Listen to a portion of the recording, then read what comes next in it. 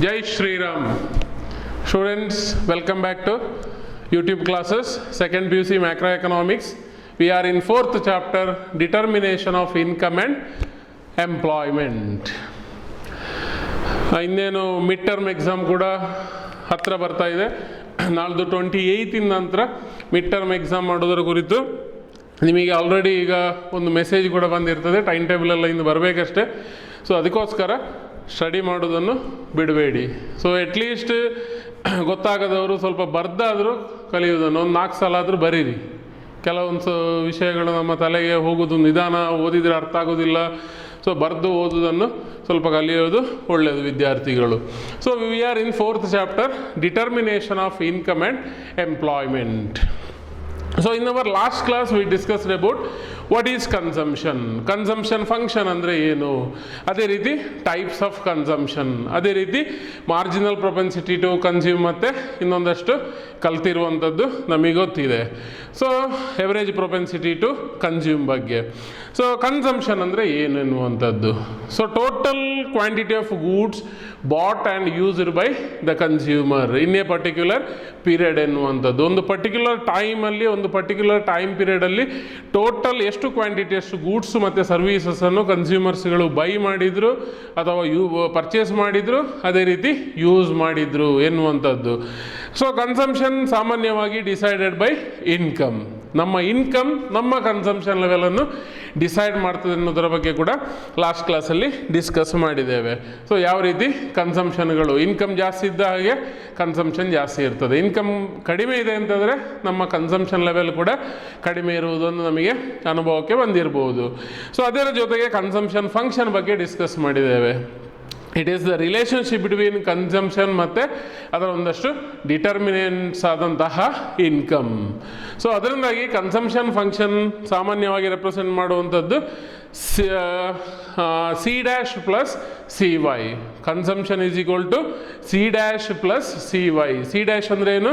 Autonomous consumption. ಅದೇ ರೀತಿ C Y ಅಂದರೆ ಇಂಡ್ಯೂಸ್ಡ್ ಕನ್ಸಂಪ್ಷನ್ ಎನ್ನುವಂಥದ್ದು. ಮ್ಯಾಥಮೆಟಿಕಲ್ ರೆಪ್ರೆಸೆಂಟೇಷನ್ ಆಫ್ ಕನ್ಸಂಪ್ಷನ್ ಅಂತ ಹೇಳುವಂಥದ್ದು. ಟೈಪ್ಸ್ ಆಫ್ ಕನ್ಸಂಪ್ಷನ್ ಬಗ್ಗೆ ಡಿಸ್ಕಸ್ ಮಾಡಿದ್ದೇವೆ ಲಾಸ್ಟ್ ಕ್ಲಾಸಲ್ಲಿ ಅಲ್ವಾ. ಒಂದು ಇಂಡ್ಯೂಸ್ಡ್ ಕನ್ಸಂಪ್ಷನ್, ಇನ್ನೊಂದು autonomous consumption. So what you mean by autonomous consumption?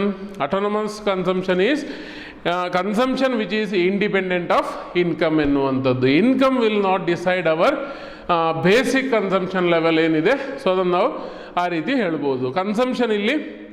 Income ಇಲ್ಲಿ ಕನ್ಸಂಪ್ಷನನ್ನು ಡಿಸೈಡ್ ಮಾಡೋದಿಲ್ಲ ಎನ್ನುವಂಥದ್ದು. ಅದರ ಜೊತೆಗೆ ಇಂಡ್ಯೂಸ್ಡ್ ಕನ್ಸಂಪ್ಷನ್ ಅಂತ ಡಿಸ್ಕಸ್ ಮಾಡಿದ್ದೇವೆ. ಅದರಲ್ಲಿ ಇನ್ಕಮ್ ಏನು ಮಾಡ್ತದೆ? ಕನ್ಸಂಪ್ಷನ್ ಲೆವೆಲನ್ನು ಡಿಸೈಡ್ ಮಾಡ್ತದೆ. ಸಪೋಸ್ ನಮ್ಮ ಇನ್ಕಮ್ ಜಾಸ್ತಿ ಇದೆ, ನಮ್ಮ ಕನ್ಸಂಪ್ಷನ್ ಕೂಡ ಜಾಸ್ತಿ ಇರ್ಬೋದು.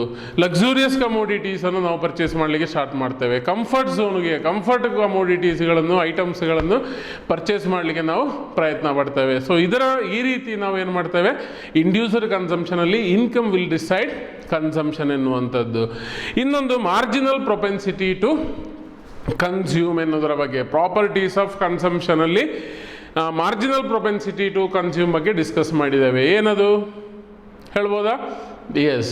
So marginal propensity to consume ಅಂದರೆ changes in consumption due to changes in income ಎನ್ನುವಂಥದ್ದು. Delta C divided by delta Y ಎನ್ನುವುದರ ಬಗ್ಗೆ ಕೂಡ ಡಿಸ್ಕಸ್ ಮಾಡಿದ್ದೇವೆ.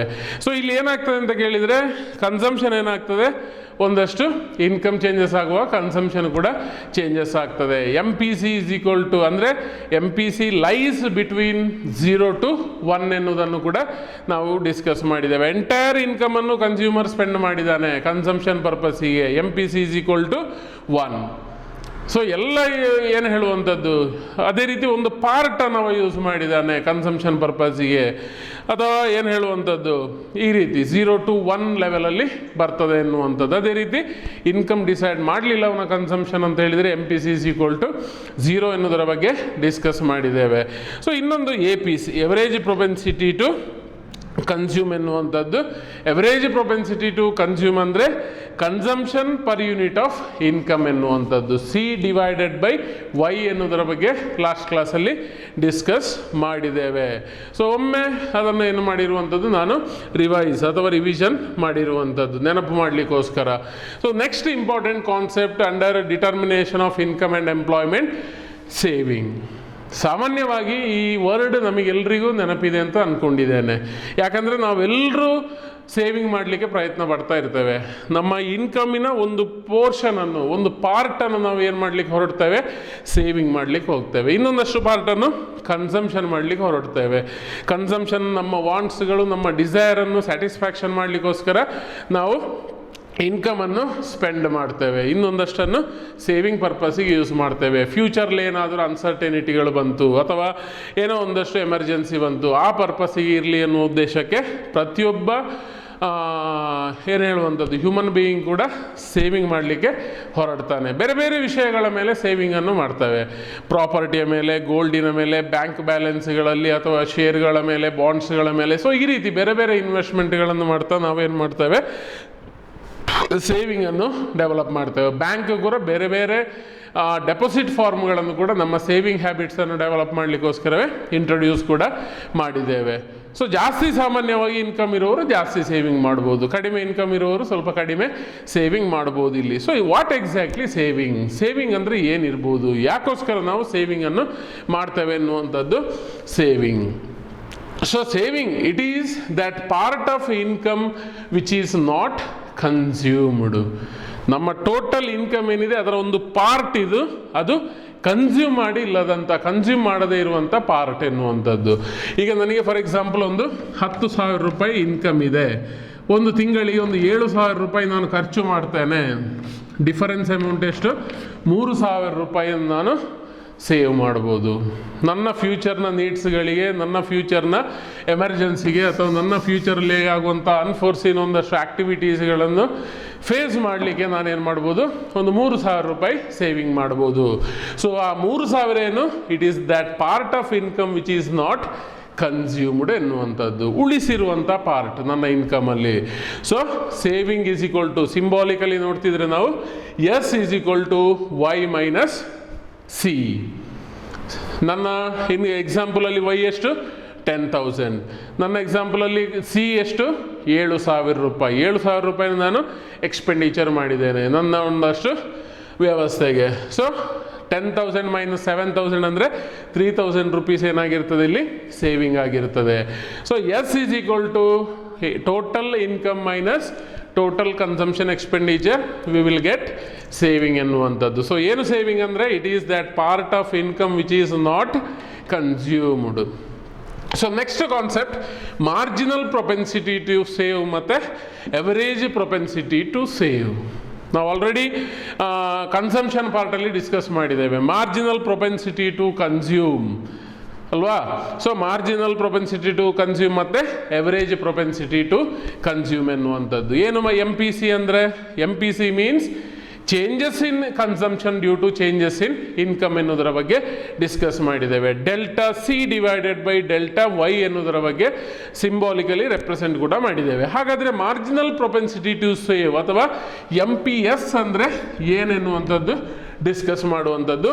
It is the change in savings due to changes in income ಎನ್ನುವಂಥದ್ದು. ಅರ್ಥ ಆಯ್ತಾ? So it is the change in savings, ನಮ್ಮ ಸೇವಿಂಗಲ್ಲಿ ಆಗುವಂಥ ಚೇಂಜಸ್ಗಳು, ಅದು ಹೆಚ್ಚು ಇರ್ಬೋದು ಕಡಿಮೆ ಇರ್ಬೋದು, due to changes in income.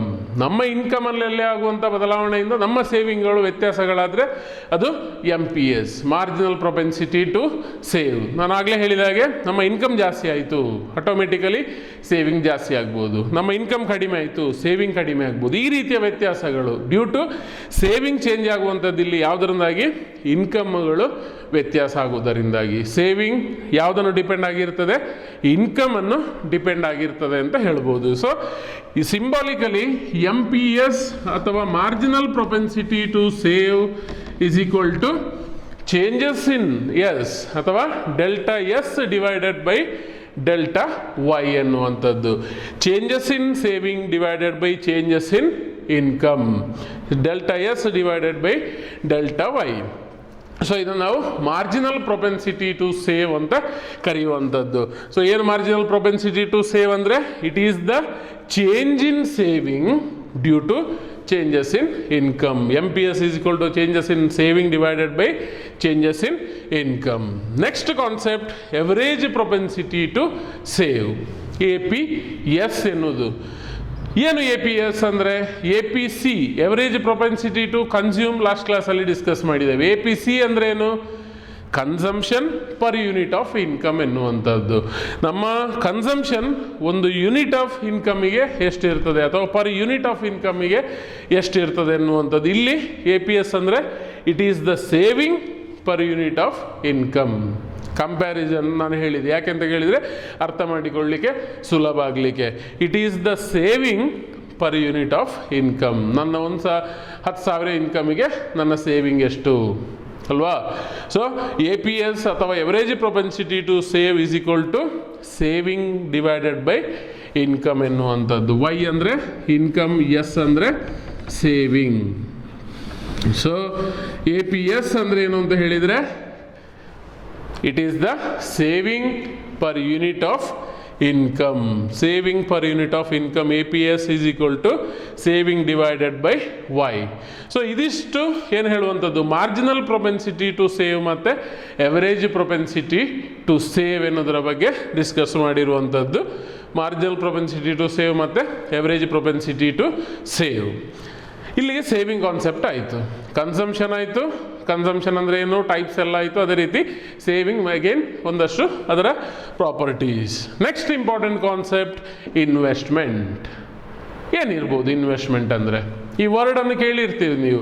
Consumption word ಕೇಳಿದಿರಿ, ಇನ್ವೆಸ್ಟ್ಮೆಂಟ್ ವರ್ಡ್ ಕೇಳಿದಿರಿ, ಸೇವಿಂಗ್ ವರ್ಡ್ಗಳು ನಮ್ಮ ಡೇ ಟು ಡೇ ಲೈಫಲ್ಲಿ ನಾವು ಕೇಳ್ತೇವೆ. ಏನಿರ್ಬೋದು ಇನ್ವೆಸ್ಟ್ಮೆಂಟ್ ಅಂದರೆ? ಅಲ್ಲಿ ಟಾಟಾದವರು ಇನ್ವೆಸ್ಟ್ಮೆಂಟ್ ಮಾಡಿದರು, ಇಲ್ಲಿ ಅಮೇರಿಕಾದ ಕಂಪನಿ ಕೊಕೊಕೋಲಾ ಇನ್ವೆಸ್ಟ್ಮೆಂಟ್ ಮಾಡಿತ್ತು, ಅಲ್ಲಿ ಗೌರ್ಮೆಂಟ್ ಆಫ್ ಇಂಡಿಯಾ ಇನ್ವೆಸ್ಟ್ಮೆಂಟ್ ಮಾಡಿದರು, ನನ್ನ ಮನೆ ಹತ್ತಿರ ಒಂದು ದೊಡ್ಡ ಬಿಲ್ಡಿಂಗನ್ನು ಇಂಥವ ಮಿಸ್ಟರ್ ಎಕ್ಸ್ ಇನ್ವೆಸ್ಟ್ಮೆಂಟ್ ಮಾಡಿದ ಅಲ್ವಾ?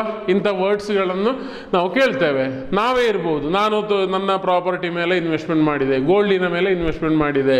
ಸೊ ಏನು ಇನ್ವೆಸ್ಟ್ಮೆಂಟ್ ಅಂದರೆ actually? So investment it is defined as addition made to nation's physical stock of capital. So addition made to the nation's physical stock of capital ಎನ್ನುವಂಥದ್ದು. ಸೊ ಇನ್ವೆಸ್ಟ್ಮೆಂಟ್ ಅಂದರೆ ಏನು ಅಂತ ಕೇಳಿದರೆ ಒಂದಷ್ಟು ಎಡಿಷನ್ ಆಗಿ ಒಂದಷ್ಟು ಸೇರಿಸುವಂಥದ್ದು, ಎಡಿಷನ್ ಆಗುವಂಥದ್ದು ಪ್ಲಸ್ ಇಲ್ಲಿ. ಸೊ ಯಾವುದಕ್ಕೆ? Made to nation's physical stock of capital. ದೊಡ್ಡ ದೊಡ್ಡ ಬಿಲ್ಡಿಂಗ್ಗಳು, ರೋಡ್ಸ್ಗಳು, ಡ್ಯಾಮ್ಗಳು, ಅಥವಾ ಏನು ಹೇಳುವಂಥದ್ದು ಇನ್ಫ್ರಾಸ್ಟ್ರಕ್ಚರ್ ಫೆಸಿಲಿಟಿಗಳು, ಇದೆಲ್ಲ ಒಂದಷ್ಟು ಯಾವುದಕ್ಕೆ ಎಕ್ಸಾಂಪಲ್ ಅಂತ ಹೇಳಿದರೆ ಇನ್ವೆಸ್ಟ್ಮೆಂಟ್ಗಳಿಗೆ ಒಂದಷ್ಟು ಎಕ್ಸಾಂಪಲ್. ಸೊ ಏನು ಹೇಳುವಂಥದ್ದು, ಬಿಲ್ಡಿಂಗ್ಗಳು, ಫ್ಯಾಕ್ಟ್ರಿಗಳು, roads are the examples. Machines ಇರ್ಬೋದು, ಬಿಲ್ಡಿಂಗ್ಸ್ ಇರ್ಬೋದು, ರೋಡ್ಸ್ ಇರ್ಬೋದು, ಡ್ಯಾಮ್ ಇರ್ಬೋದು. These are some of the examples for investment ಅಂತ ಹೇಳ್ಬೋದು. ದೊಡ್ಡ ದೊಡ್ಡ ಬಿಲ್ಡಿಂಗ್ಗಳು, ದೊಡ್ಡ ದೊಡ್ಡ ರೋಡ್ಸ್ಗಳು, ಅಥವಾ ಏನು ಹೇಳುವಂಥದ್ದು ಡ್ಯಾಮ್ಗಳು, ಬ್ರಿಡ್ಜ್ಗಳು, ಪೋರ್ಟ್ಗಳು, ಸಿಟಿ, ಇದೆಲ್ಲ ಇನ್ಫ್ರಾಸ್ಟ್ರಕ್ಚರ್ ಫೆಸಿಲಿಟಿಗಳು. ಎಕನಾಮಿಕ್ ಇನ್ಫ್ರಾಸ್ಟ್ರಕ್ಚರ್ ಇರ್ಬೋದು, ಸೋಷಿಯಲ್ ಇನ್ಫ್ರಾಸ್ಟ್ರಕ್ಚರ್ ಇರ್ಬೋದು. ಸೊ ಈ ರೀತಿ ಒಂದಷ್ಟು addition made to nation's physical stock of capital ಅನ್ನು ನಾವೇನು ಹೇಳುವಂಥದ್ದು ಇನ್ವೆಸ್ಟ್ಮೆಂಟ್ ಅಂತ ಕರೆಯುವಂಥದ್ದು. ಸೊ ಅವೇನೆಲ್ಲ ಡಿಸ್ಕಸ್ ಮಾಡಿರುವಂಥದ್ದು ಸೇವಿಂಗ್ ಮತ್ತು investment. What exactly saving? It is that part of income which is not consumed.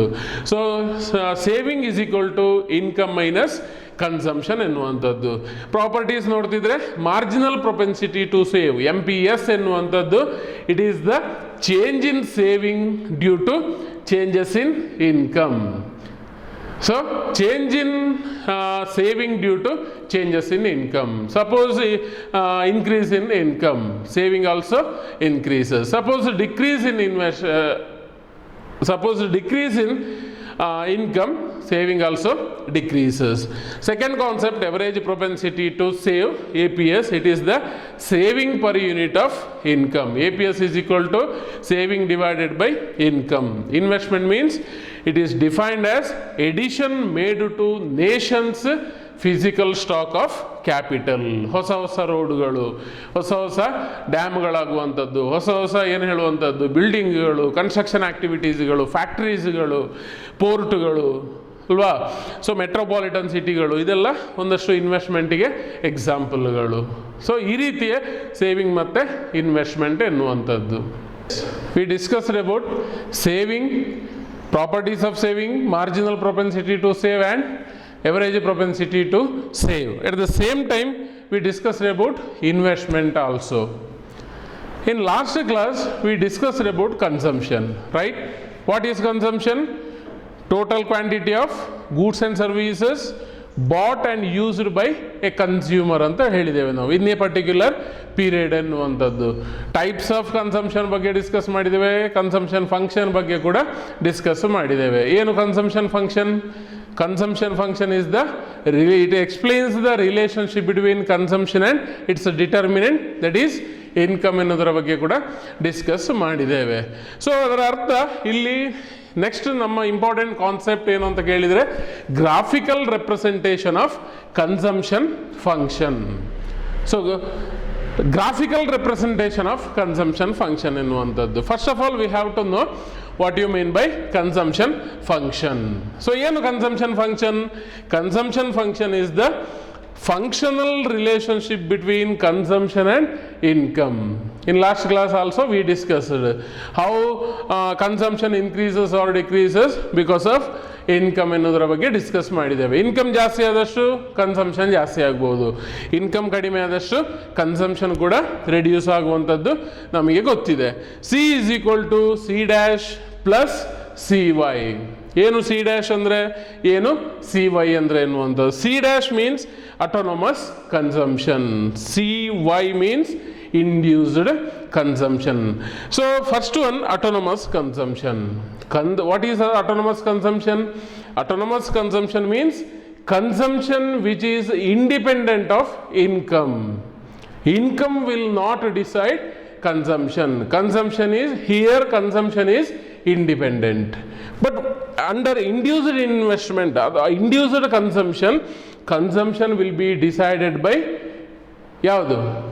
S, income ಎನ್ನುವಂಥದ್ದು, ಅಥವಾ consumption per unit of income. So ಈ ರೀತಿ ಒಂದಷ್ಟು ಅಂದರೆ ಟೋಟಲ್ ಆಗಿ ಇಂಡ್ಯೂಸ್ಡ್ ಕನ್ಸಂಪ್ಷನಲ್ಲಿ ಇನ್ಕಮ್ ಏನು ಮಾಡ್ತದೆ, ಸಾಮಾನ್ಯವಾಗಿ ಇಂಡ್ಯೂಸ್ ಮಾಡಿರ್ತದೆ ಅಥವಾ ಒಂದಷ್ಟು ಇನ್ಫ್ಲುಯೆನ್ಸನ್ನು ಕನ್ಸಂಪ್ಷನ್ನ ಮೇಲೆ ಬೀರ್ತದೆ.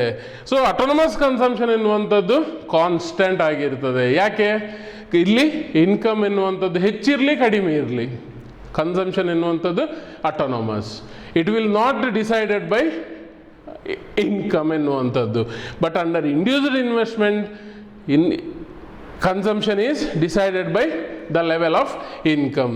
Same thing will be displayed in a diagram.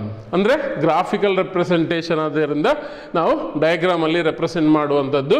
Here horizontal Axis OX represents income of a consumer. Here vertical axis OY explains consumption level. So consumption level ಅನ್ನು ಏನು ಮಾಡ್ತದೆ, OY ಆಕ್ಸಿಸ್ ರೆಪ್ರೆಸೆಂಟ್ ಮಾಡ್ತದೆ. Here is the line, flatter line ಅಥವಾ ಒಂದು constant line ನೀವು ನೋಡ್ಬೋದು, that is C dash. C dash ಅನ್ನು ನೋಡ್ಬೋದು. ಏನು C dash? C dash is nothing but autonomous consumption. Here income increase ಆಗ್ತಾ ಹೋಗಲಿ, ಇನ್ಕಮ್ ಡಿಕ್ರೀಸ್ ಆಗ್ತಾ ಹೋಗಲಿ, ಬಟ್ ಕನ್ಸಂಪ್ಷನ್ ಎನ್ನುವಂಥದ್ದು OA means it will be always constant. ಅಂದರೆ ಬೆಸ್ಟ್ ಎಕ್ಸಾಂಪಲ್ ಕೊಡಬೇಕಿದ್ರೆ ವಿದ್ಯಾರ್ಥಿಗಳಿಗೆ ನಾವು ಮಾಡುವಂಥ ಊಟ, ನಾವು ನಮ್ಮ ಇನ್ಕಮ್ ಇಲ್ಲ ಅಂತಾದರೂ ನಾವು ಊಟ ಮಾಡಿಯೇ ಮಾಡ್ತೇವೆ ಅಲ್ವಾ. ಸ್ಯಾಲ್ರಿ ಬರಲಿಲ್ಲ ಅಂತರೂ ಹೇಗೋ ಒಂದು ಏನೋ ಒಂದು ಮಾಡಿ ನಾವೇನು ಮಾಡ್ತೇವೆ, ಊಟ ಮಾಡಿಯೇ ಮಾಡ್ತೇವೆ. ಊಟಕ್ಕೆ ಮಾಡುವಂಥ ಖರ್ಚು ಮತ್ತು ನಮಗೆ ಬೇಕಾಗುವಂಥ, ಈಗ ಫಾರ್ ಎಕ್ಸಾಂಪಲ್ ಆರ್ಡಿನರಿ ಮೊಬೈಲ್ ಇದ್ದರೆ ಸಾಕಾಗೋದಿಲ್ಲ, ಹೈಯರ್ ವರ್ಷನ್ನ ಮೊಬೈಲ್ಗಳು ಬೇಕು. MI ಇರ್ಬೋದು, ಓಪೋ ಇರ್ಬೋದು, ಅಥವಾ ವಿವೋ ಇರ್ಬೋದು. ಅಗತ್ಯ ಇದೆಯಾ ಅಂತ ಕೇಳಿದರೆ ಅಷ್ಟು ಅಗತ್ಯ ಇಲ್ಲದೆ ಇರ್ಬೋದು. ಅಗತ್ಯ ಇಲ್ಲದೆ ಮಾಡುವಂಥ ಎಕ್ಸ್ಪೆಂಡಿಚರ್ಗಳು ಅಟೋನಮಸ್ ಕನ್ಸಂಪ್ಷನಲ್ಲಿ ಬರದೇ ಇರ್ಬೋದು. ಯಾಕೆಂತ ಕೇಳಿದರೆ ಅದು ಕಾನ್ಸ್ಟೆಂಟ್. ಈ ಇನ್ಕಮ್ ಇನ್ಕ್ರೀಸ್ ಆಗಿದೆ ಅಂತ ಹೇಳಿಕೊಂಡು ನಿಮ್ಮ ಅಟೋನಮಸ್ ಕನ್ಸಂಪ್ಷನ್ ಎನ್ನುವಂಥದ್ದು ಇನ್ಕ್ರೀಸು ಆಗೋದಿಲ್ಲ, ಡಿಕ್ರೀಸ್ ಆಗೋದಿಲ್ಲ. ಹಾಗೆಂತ ಹೇಳಿಕೊಂಡು ಇನ್ಕಮ್ ರೆಡ್ಯೂಸ್ ಆಯಿತು ಅಂತಂದರೆ ಆಟೋನಮಸ್ ಕನ್ಸಂಪ್ಷನ್ ರೆಡ್ಯೂಸ್ ಆಗೋದಿಲ್ಲ, ಒಂದೇ ರೀತಿಯಲ್ಲಿ ಇರ್ತದೆ. ನಮ್ಮ ಬೇಸಿಕ್ ನೆಸೆಸಿಟೀಸನ್ನು ನಾವು ಮಾಡುವಂಥ ಕನ್ಸಂಪ್ಷನ್ ಎಲ್ಲ ಆಟೋನಮಸ್ ಕನ್ಸಂಪ್ಷನಲ್ಲಿ ಬರಬಹುದು. ಇನ್ನು ಏನಾದರೂ ಲೈನ್ ಇನ್ಕ್ರೀಸಿಂಗ್ ಆಗಿ ಒಂದು ಲೈನ್ ತೋರಿಸ್ತಾ ಇದೆ, ACY ಎನ್ನುವಂಥದ್ದು ಅಥವಾ CY ಲೈನ್ ಇನ್ಕ್ರೀಸ್ ಆಗುವುದನ್ನು ನೀವು ನೋಡ್ತೀರಿ. ಯಾಕೆ ಇನ್ಕ್ರೀಸ್ ಆಯಿತು? ನಮ್ಮ ಇನ್ಕಮ್ ಇನ್ಕ್ರೀಸ್ ಆಗ್ತಾ ಹೋದ ಹಾಗೆ ಇದು ಕೂಡ ಏನಾಗ್ತಾ ಹೋಗಿದೆ, ಇನ್ಕ್ರೀಸ್ ಆಗ್ತಾ ಹೋಗಿದೆ ಅಲ್ವಾ. ಸೊ ಇಂಡ್ಯೂಸ್ಡ್ ಕನ್ಸಂಪ್ಷನ್ ಅಂದರೆ ಹಾಗೆ, ನಮ್ಮ ಇನ್ಕಮ್ ಇನ್ಕ್ರೀಸ್ ಆಯಿತು, ನಮ್ಮ ಕನ್ಸಂಪ್ಷನ್ ಲೆವೆಲ್ ಇನ್ಕ್ರೀಸ್ ಆಗ್ತಾ ಹೋಗ್ತದೆ. ಯಾವಾಗ? ಇನ್ಕಮ್ ಇನ್ಕ್ರೀಸ್ ಆಗ್ತಾ ಹೋದಾಗ.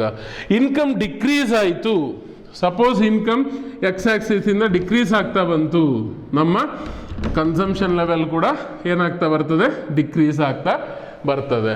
ಅದರ ಅರ್ಥ ಏನು ಅಂತ ಕೇಳಿದರೆ, consumption depends on income. Income ಜಾಸ್ತಿ ಆದಷ್ಟು ಜಾಸ್ತಿ ಆಗ್ತಾ ಹೋಗ್ತದೆ ಕನ್ಸಂಪ್ಷನ್, ಇನ್ಕಮ್ ಡಿಕ್ರೀಸ್ ಆದರೆ ಡಿಕ್ರೀಸ್ ಆಗ್ತಾ ಬರ್ತದೆ ಯಾವುದು, ಕನ್ಸಂಪ್ಷನ್. ಬಟ್ ಇಲ್ಲಿ O ಎನ್ನುವಂಥದ್ದು ಫಿಕ್ಸ್ಡ್ ಆಗಿರ್ತದೆ. ಯಾವಾಗ? C' ಅಥವಾ ಆಟೋನಮಸ್ ಕನ್ಸಂಪ್ಷನ್ನಲ್ಲಿ. ಬೇಸಿಕ್ ನೆಸೆಸಿಟೀಸನ್ನು ನಾವು ಪರ್ಚೇಸ್ ಮಾಡುವಾಗ ಸಾಮಾನ್ಯವಾಗಿ ಅದನ್ನು ನಾವು ಆಟೋನಮಸ್ ಕನ್ಸಂಪ್ಷನ್ ಅಂತ ಹೇಳ್ತೇವೆ. ಅದು it will not decided by income. ನಮ್ಮ ಇನ್ಕಮ್ನ ಪ್ರಶ್ನೆ ಅಲ್ಲಿ ಬರುವುದಿಲ್ಲ, ಇನ್ಕಮ್ ಇದೆಯಾ ಇಲ್ವಾ, ಊಟ ಮಾಡಲೇಬೇಕು, ಅದು ಆಟೋನಮಸ್ ಕನ್ಸಂಪ್ಷನ್. ಇನ್ಕಮ್ ಹೆಚ್ಚಾಗ್ತಾ ಇದೆ, ನಾನು ಮಾರುತಿ ಕಾರಿಂದ ಆಡಿ ಕಾರಿಗೆ ಹೋಗ್ಬೋದು, ಆಡಿ ಕಾರಿಂದ ಹೆಲಿಕಾಪ್ಟರಿಗೆ ಹೋಗ್ಬೋದು. ಯಾಕೆ? ನಮ್ಮ ಇನ್ಕಮ್ ಜಾಸ್ತಿ ಆಯಿತು. ಇನ್ಕಮ್ ರೆಡ್ಯೂಸ್ ಆಯಿತು, ಹೆಲಿಕಾಪ್ಟರ್ ಮಾರಿ ಆಡಿ ಕಾರ್ ತಗೊಳ್ಬೋದು. ಎಗೇನ್ ಇನ್ಕಮ್ ಕಡಿಮೆ ಆಯಿತು, ಆಡಿ ಕಾರನ್ನು ಮಾರಿ ಸಾಮಾನ್ಯ ಮಾರುತಿ 800 ಹೋಗ್ಬೋದು. ಅರ್ಥ ಆಯಿತು ಅಂತ ತಿಳ್ಕೊಂಡಿದ್ದೇನೆ ವಿದ್ಯಾರ್ಥಿಗಳಿಗೆ. ಅಂದರೆ ಇನ್ಕಮ್ ಇಂಡ್ಯೂಸ್ಡ್ ಕನ್ಸಂಪ್ಷನನ್ನು ಡಿಸೈಡ್ ಮಾಡ್ತದೆ ಅಥವಾ ಕನ್ಸಂಪ್ಷನನ್ನು CY ಡಿಸೈಡ್ ಮಾಡ್ತದೆ ಎನ್ನುವಂಥದ್ದು. So that is the graphical representation of consumption function ಅಂತ ಹೇಳ್ಬೋದು. So graphical representation of consumption function. What is consumption function? Consumption function is the functional relationship between consumption and income. ಕನ್ಸಂಪ್ಷನ್ಗೆ ಮತ್ತು ಇನ್ಕಮ್ಗೆ ಇರುವಂಥ ರಿಲೇಷನ್ಶಿಪ್ಪನ್ನು ಮೆಥಮೆಟಿಕ್ ಆಗಿ represent ಮಾಡ್ತದೆ. ಸೊ ಕನ್ಸಂಪ್ಷನ್ ಅಂದರೆ ಏನು? C' plus CY. ಅದರ ಅರ್ಥ income. C' means autonomous consumption, CY means induced consumption. Under autonomous consumption, whatever may be the income, consumption will be constant. Under induced consumption means CY, suppose income increases, consumption also increases. Suppose income decreases, consumption also decreases. So that is about graphical representation of consumption function. ಏನಾದರೂ ಡೌಟ್ಸ್ಗಳಿದೆ, ಏನಾದರೂ ಗೊಂದಲಗಳಿದೆ, ದಯವಿಟ್ಟು WhatsApp ಮಾಡಿ. So ಏನಾದರೂ ಪ್ರಾಬ್ಲಮ್ಸ್ಗಳಿದೆ, ಅರ್ಥ ಆಗಿಲ್ಲ, ಕಾಲ್ ಮಾಡಿ. Number ಇದೆ ಗ್ರೂಪಲ್ಲಿ, ಸೊ ನನಗೆ ಕಾಲ್ ಮಾಡ್ಬೋದು. ಸೊ ಪರಿಹಾರ ಕೂಡ ಕೊಡ್ತೇನೆ ಅನ್ನೋದಂಥದ್ದು.